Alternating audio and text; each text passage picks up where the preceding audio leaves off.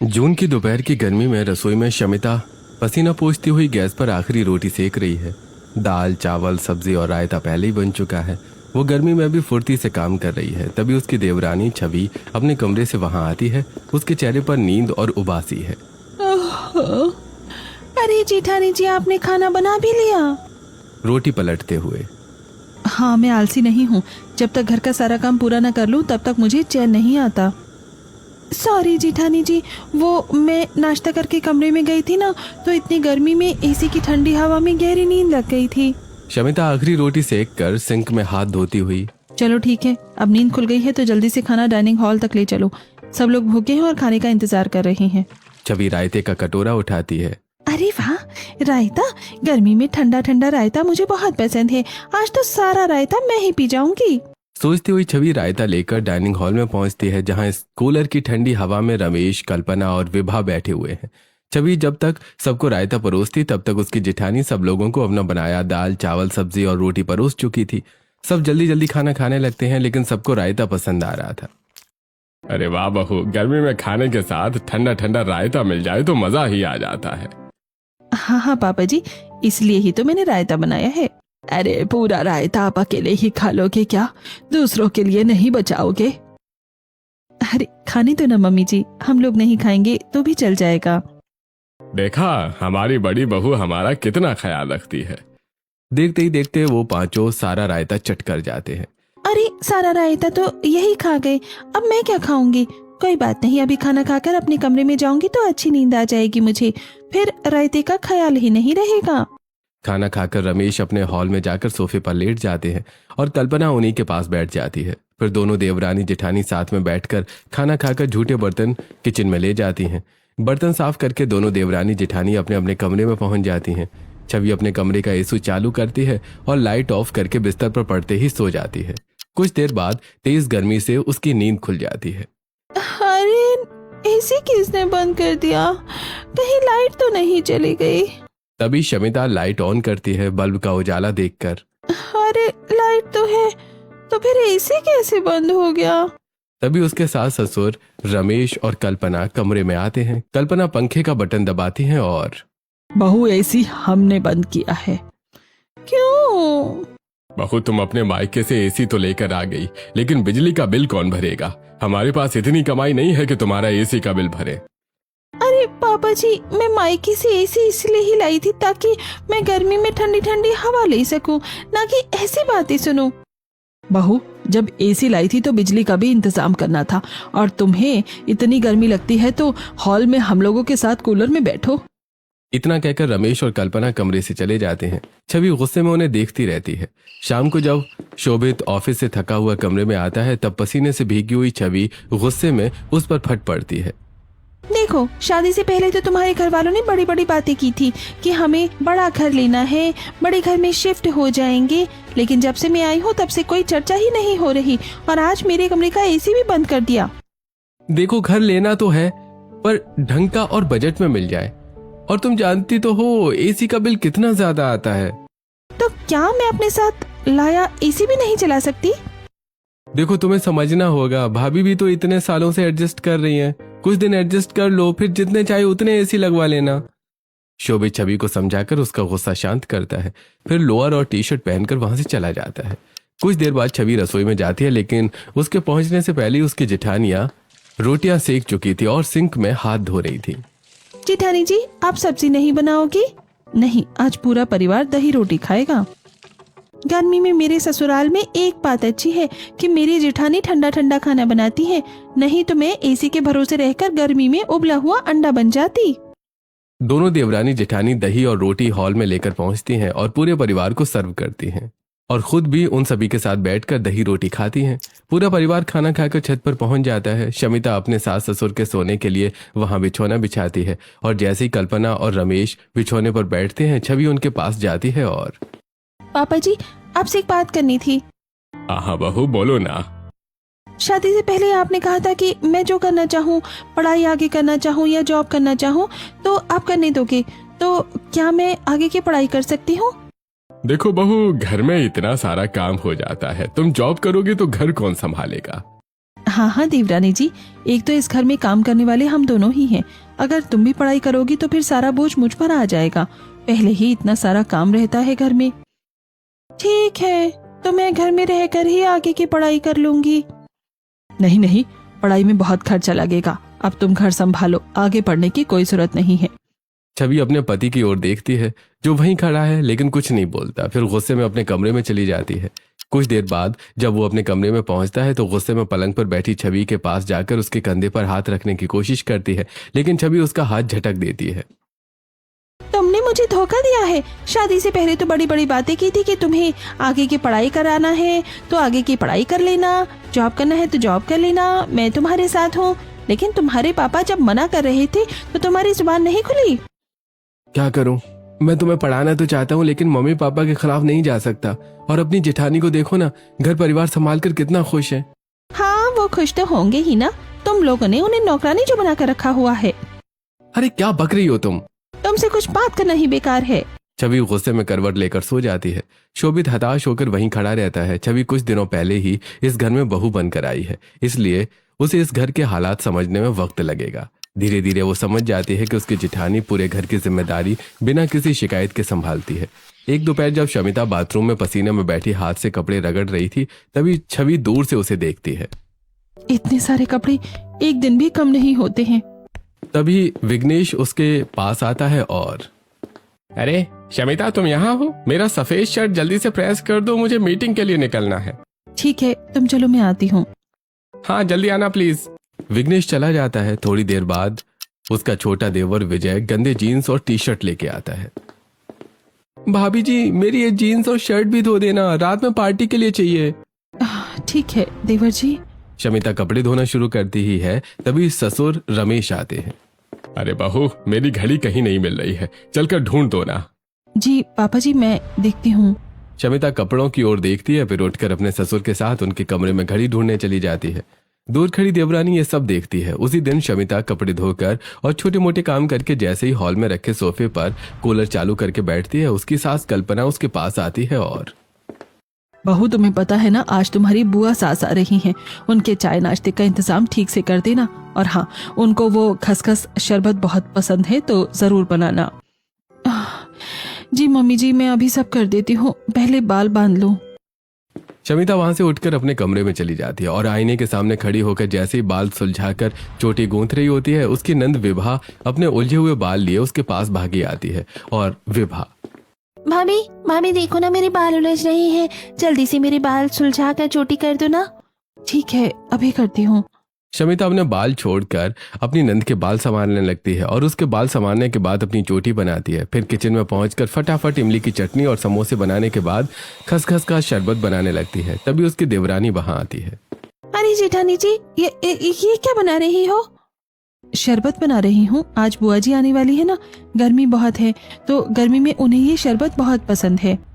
जेठानी जी, मैं जब से आई हूँ तब से देख रही हूँ कि आप पूरा घर संभाल रही हो, घर वालों की जिम्मेदारियाँ उठा रही हो, आपको अपने लिए 1 मिनट का टाइम भी नहीं मिलता। क्या आप शुरू से ही ऐसी थी या ससुराल में आकर ऐसी हो गई? देखो, मायके में तो मैं भी पढ़ लिख कर कुछ बनना चाहती थी, कुछ करना चाहती थी, लेकिन शादी के बाद जब मैं ससुराल आई तो धीरे धीरे जिम्मेदारियां इतनी बढ़ गईं कि मैंने अपने बारे में सोचना तक बंद कर दिया। अब तो मेरे लिए परिवार ही सब कुछ है। या कभी भी आपने अपने बारे में नहीं सोचा कि मैं ये कर लूं, वो कर लूं, अपने लिए जी लूं? मैं जब भी किसी का कोई काम करती हूँ और उनके चेहरे पर मुस्कान देखती हूँ तो मैं उसी में खुश हो जाती हूँ। तभी शमिता शरबत का गिलास भरती है और छवि तुरंत शरबत पी जाती है। ये शरबत तो बहुत अच्छा बना है जेठानी जी। अब तुम बताओ, तुम ऐसी चटोरी यहाँ आकर हुई या मायके में भी थी? अरे जेठानी जी, मैं तो बचपन से ही चटोरी हूँ, खासकर गर्मी में ठंडे ठंडे खाने और पीने की। दोनों देवरानी जेठानी की बातें चल रही थी कि तभी हॉल में अपनी नंद दुर्गा के साथ बैठी कल्पना की आवाज आती है। अरे बहू, देखो तो तुम्हारी बुआ जी आ गई हैं, जल्दी शरबत बना कर लाओ। गिलास में शरबत भरते हुए। हाँ, बस अभी लाई। शमिता फटाफट शरबत के गिलास भरती है और अपनी देवरानी के साथ हॉल में बैठे अपने सास ससुर नंद और बुआ सास को देती है। बहू, सिर्फ शरबत और कुछ भी नहीं? बुआ जी, समोसे भी हैं, वो मैं अभी लाती हूँ। शरबत सर्व करने के बाद दोनों देवरानी जेठानी किचन में जाकर समोसे और चटनी लाकर सबको देती हैं और फिर शमिता किचन में रात का खाना बनाने के लिए चली जाती है और छवि अपने कमरे में शमिता फटाफट रायता, चावल, कढ़ी, मिक्स वेज, रोटी और रायता मीठा बना देती है। तभी हॉल में बैठी कल्पना, बड़ी बहू शमिता, ये तुम क्या कर रही हो? जल्दी इधर आना, थोड़ा काम है। जी मम्मी जी, आई। शमिता जैसे ही किचन से बाहर निकलती है तभी वहां छवि आती है और गर्मी में ठंडी दही के डिशेस देखकर कंट्रोल ही नहीं होता। छवि एक थाली में दाल, कढ़ी और चावल लेकर खाने लगती है। तभी शमिता वापस किचन में आती है और छवि को देखकर भड़क जाती है। अरे देवरानी जी, मैं तो तुम्हारे इस चटोरेपन से परेशान हो चुकी हूँ। तुम्हें इतना भी समझ में नहीं आता कि पहले घर वाले खाएं उसके बाद तुम खाओ। जेठानी जी, मुझे भूख लगी थी तो मैंने खा लिया खाना। अगर तुम्हें खाना खाना है तो खुद बनाओ, मैं वैसे भी परेशान रहती हूँ, ऊपर से तुमने भी अपनी कामचोरी से मुझे परेशान करके रख दिया है। शमिता उसे सुनाकर अपना बनाया खाना लेकर डाइनिंग हॉल में चली जाती है। जेठानी जी मुझे कामचोर बोलती हैं, अब मैं उन्हें बताती हूँ कि मैं कितना काम करती हूँ। छवि अपनी झूठी प्लेट और किचन में रखी झूठी कढ़ाई, प्लेट और गिलास साफ करके गुस्से में बर्तन स्टैंड में रखती है तो वो थोड़ा खसक जाता है। तो छवि को पीछे की दीवार में एक सीक्रेट दरवाजा दिखता है। अरे ये सीक्रेट दरवाजा किस लिए है? छवि थोड़ा जोर लगाकर बर्तन स्टैंड साइड में करती है और दरवाजा खोलकर अंदर की ओर चली जाती है। दरवाजे के पीछे अंधेरा कमरा है। छवि वापस किचन में आती है और माचिस ले जाकर तीली जलाती है तो उसे मकड़ी के जाले और गंदगी दिखती है। ये कमरा यहाँ पर पहले क्या था और इसका क्या काम हो सकता है? छवि सोचती हुई कमरे से बाहर निकलती है। दरवाजा बंद करके बर्तन स्टैंड को वापस वैसे ही सेट कर देती है। अगले 2 दिनों तक छवि उसी कमरे के बारे में सोचती रहती है लेकिन किसी नतीजे पर नहीं पहुंच पाती और ना ही वो उस कमरे के बारे में किसी से बात करती है। एक दिन जब वो किचन की तरफ जा रही थी तभी हॉल में बैठे अपने सास ससुर की बातें सुनती है। पता नहीं कब होगा। तभी कल्पना की नजर छवि पर पड़ती है और वो तुरंत अपनी बात बदल देती है। हाँ, ननन जी बता रही थी, उनकी बहू भी हमारी छोटी बहू की तरह ही है। छवि अपनी सास की बातें सुनती हुई किचन में चली जाती है। उसी दिन रात में जब छवि अपने कमरे में बेड पर लेटी हुई थी तभी शोभित उसके पास आता है और क्या सोच रही हो छवि? मैं जो भी सोच रही हूँ तुम्हें इस बात से क्या मतलब है? तुम अपने काम से काम रखो। शोभित चुपचाप उसके बगल में लेट जाता है। जो मुझे करना है अब मैं उसी सीक्रेट रूम में करूंगी। छवि अगली ही सुबह से मौका पाकर सीक्रेट रूम में जाती है और साफ सफाई करती है। उसने 3 ही दिनों में पूरा रूम साफ करके वहां डमी, कपड़ों के थान, सिलाई के लिए धागे और कुछ ड्राइंग पेपर्स और पेंसिल रख लिए थे। एक सुबह 10 बजे जब छवि बर्तन स्टैंड अपनी जगह पर जमाकर सीक्रेट रूम में थी तभी किचन में उसकी जेठानी आती है और लस्सी और फ्रूट कस्टर्ड बनाती है। गर्मी में ये दही की ठंडी ठंडी डिशेस खा के कितना अच्छा लगता है ना, शरीर पूरा ठंडा हो जाता है। लेकिन आजकल मेरी चटोरी देवरानी कहाँ चली जाती है, दिखाई ही नहीं देती। तभी हॉल में बैठी उसकी बुआ पानी मांगती है तो वो पानी का गिलास लेकर वहां से चली जाती है। सीक्रेट रूम में छवि अपनी जेठानी की सारी बातें सुन लेती है। अरे वाह जेठानी जी, आज क्या स्पेशल बनाए हैं? मैं अभी जाकर खाती हूँ। छवि दरवाजा खोलकर बर्तन स्टैंड खिसकाती है और सीक्रेट रूम से बाहर निकलकर तुरंत लस्सी और फ्रूट कस्टर्ड के बर्तन उठाती है और उन्हें सीक्रेट रूम में लाती है और बर्तन स्टैंड अपनी जगह पर रखकर दरवाजा बंद कर देती है। वो ड्रेसेस की ड्राइंग बनाते हुए लस्सी पीती है कि तभी अरे मैं तो पूरी लस्सी और फ्रूट कस्टर्ड यहाँ ले आई। छवि इससे आगे कुछ सोच पाती उससे पहले उसकी जेठानी किचन में आ जाती है और फ्रूट कस्टर्ड और लस्सी के बर्तन गायब देखकर, अरे मैं अभी तो इतना कुछ बनाकर यहाँ गई थी, कहाँ गया? बर्तन भी नहीं है। तभी उसकी बुआ सास हॉल से किचन में आती है। क्या हुआ बहू? बुआ जी मैंने लस्सी बनाई थी, फ्रूट कस्टर्ड बनाया था, पता नहीं कौन ले गया। क्यों झूठ बोल रही हो बहू? अगर बनाया होता तो यही होता, आसमान थोड़ी ना निकल जाएगा। नहीं नहीं मैंने बनाया था। बनाया था तो तू ही बता, आसमान निकल गया या धरती खा गई? ये काम जरूर मेरी देवरानी ने किया होगा। बहू तू ना काम चोरी के बहाने मत बना। सुबह से ही मैं हॉल में बैठी हूँ, तेरी देवरानी तो किचन में आई ही नहीं है। मुझे आज बहुत गर्मी लग रही है, तू ना मुझे मसाला छाछ ही पिला दे। अब शमिता फ्रिज से छाछ निकालती है और उसमें नमक और पिसी काली मिर्च डालकर दुर्गा को देती है। छाछ पीकर वो वहां से चली जाती है। शमिता जल्दी जल्दी दाल चावल बनाने लगती है। तभी कल्पना गुस्से में रसोई में आती है। शमिता बहू क्या हुआ? आज खाना बनाने में इतनी देर क्यों लग रही है? मम्मी जी मैं अकेले खाना बनाऊंगी तो टाइम तो लगेगा ही। पता नहीं आजकल देवरानी कहाँ गायब रहती है। वो तो हमेशा ही गायब रहती है। तुम उससे कोई उम्मीद मत करो और जल्दी से खाना बनाओ। इतना बोलकर कल्पना वहां से चली जाती है। उसके जाने के बाद शमिता फटाफट रोटियां सेकती है और डाइनिंग हॉल में अपने सास, ससुर, नंद और बुआ सास को सर्व करती है। जैसे ही उसकी बुआ सास दाल चावल खाती है तो ससुराल में मेरी बहू काम चोरी करती है और मायके में मेरे बाई की बहुएं भी यही करती हैं। सुकून कहीं नहीं है। क्या हुआ बुआ जी? ये भी कोई खाना है? बिना स्वाद का, जानवर भी ना खाए ऐसा खाना। बुआ जी, अभी थोड़ी दही रखी हुई है, मैं आपके लिए फ्रूट कस्टर्ड बना के लाती हूँ। शमिता फटाफट किचन में जाती है और फ्रिज से सेब, अंगूर और आम निकालकर फ्रूट को छोटे छोटे क्यूब्स में चॉप करने लगती है। तभी वहां दुर्गा आती है। बहू जल्दी हाथ चलाओ, और इस बार ख्यालों में नहीं बल्कि हकीकत में फ्रूट कस्टर्ड बनाना है। मैंने हकीकत में ही बनाया था। सीक्रेट रूम से छवि दोनों की बातें सुनती है। मेरी वजह से जेठानी जी को कितनी बातें सुननी पड़ रही हैं। अब मुझे ध्यान रखना होगा कि मेरे चटोरेपन की वजह से मेरी जेठानी को परेशानी ना हो। छवि अपने पास रखी ड्राइंग बुक बंद कर देती है। छवि सीक्रेट रूम में बैठी हुई सब लोगों के खाना खाकर सोने का इंतजार करने लगती है और जब उसे अंदाजा लगता है कि सब सो गए होंगे तो वो तुरंत सीक्रेट रूम से निकलकर अपने कमरे में पहुंच जाती है। उसी दिन की शाम जब किचन में शमिता गर्मी से पसीना बहाते हुए रायता बना रही थी तभी छवि रसोई में आती है। जेठानी जी, आप क्या कर रही हो? रायता बना रही हूँ। और आजकल कहाँ गायब रहती हो तुम? आज भी मैंने तुम्हें पूरे घर में ढूंढा। मैं तो बाथरूम में ही थी। आपने मुझे बाथरूम में ढूंढा होता तो मैं मिल जाती। चलो ठीक है, अब आ ही गई हो तो जल्दी से खाना बनाने में मेरी मदद करो। अरे जेठानी जी, इतनी गर्मी में मुझसे तो नहीं बनाया जाता खाना, आप ही बना लो ना। बहाने मत बनाओ, वैसे भी गर्मी में सिर्फ रायता, सब्जी और रोटी ही बनानी है। ठीक है। रायता बन जाने के बाद शमिता अपनी देवरानी के साथ मिलकर आलू, टमाटर, बैंगन की सब्जी और रोटी बनाकर डाइनिंग हॉल में पूरे परिवार को सर्व करती है। छवि सब लोगों को रायता के साथ सब्जी और रोटी खाते हुए देखती है। अरे थोड़ा सा रायता मेरे लिए भी बचा देना, मुझे भी पसंद है। दुर्गा तेजी से सारा रायता पी जाती है। बुआ जी, ये रायता हम सब के लिए था। चुप कर, मेरा भाई इतना गरीब नहीं है कि पूरे परिवार को रायता ना पिला सके। अरे दीदी, जब से मैंने घर के लिए बचत करनी शुरू की है ना, तब से मैं गरीब ही हो गया हूँ। पापा जी, अब मुझसे ये देखा नहीं जा रहा है। अब मुझे अपने सीक्रेट रूम से ही कुछ न कुछ करना पड़ेगा। डिनर करने के बाद दोनों देवरानी जेठानी झूठे बर्तन किचन में ले जाती हैं। जेठानी जी देखो, अब मुझे देखा नहीं जा रहा कि आप पूरे घर का काम अकेले संभालती हो।